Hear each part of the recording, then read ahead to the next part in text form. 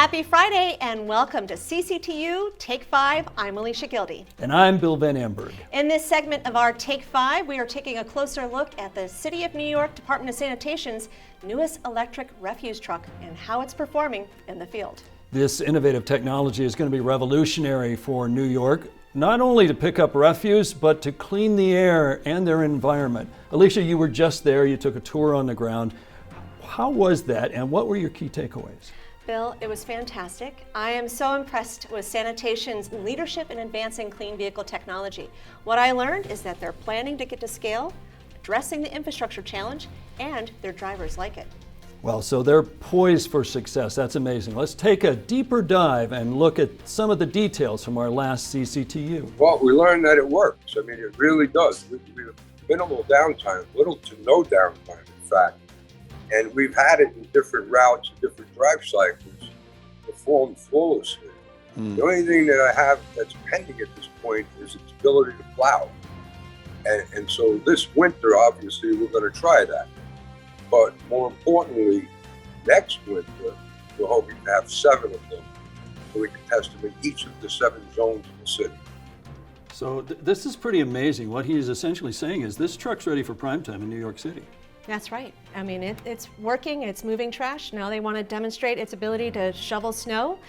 But the next big piece of this puzzle is figuring out the infrastructure and getting the infrastructure right. Right, how to get that to scale and do it fast. Let's go to Rocky, because you asked him that question. Tell us about the plan for your infrastructure. How are you going to charge these trucks? So good question, very good question. Infrastructure is difficult. We're working with the utilities. Many of we have 59 garages. And most of them are 208 volts with 1,000 amps, 2,000 amps. Talking with the utilities and understanding what's necessary to charge these trucks. Well, what you need is you need 408 volts, and you need 100 amps per truck. So it's going to be a giant step to get the whole city electrified, no question. In fact, I think that's the bigger problem. Not a problem. It's going to take a little longer than perfecting the truck.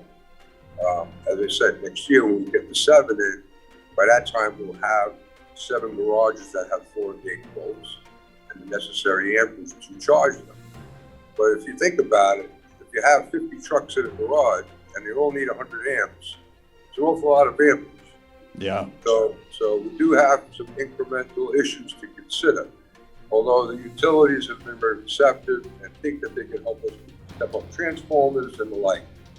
There are some older buildings where the pipe in the street might be a little bit too small, but that's a minimal. It's a minimum number of garages.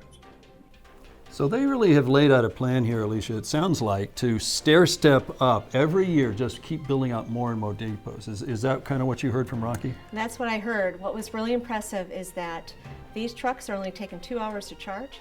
So really the capacity that they're using is half of what they expected. So the technology is working. As long as they can get the infrastructure in the ground fast enough, then they can really grow and realize the fleet deployment that they want to see in the city. So real world lessons, we know they're only using half the battery capacity. That means less impact on infrastructure. How did the drivers and maintenance people like it? What was that takeaway? Oh, it was great. I had an opportunity to ride along with Chris, and he shared with me that this is his favorite vehicle, that it's quiet, easy to drive, and I think we have some footage that we can share.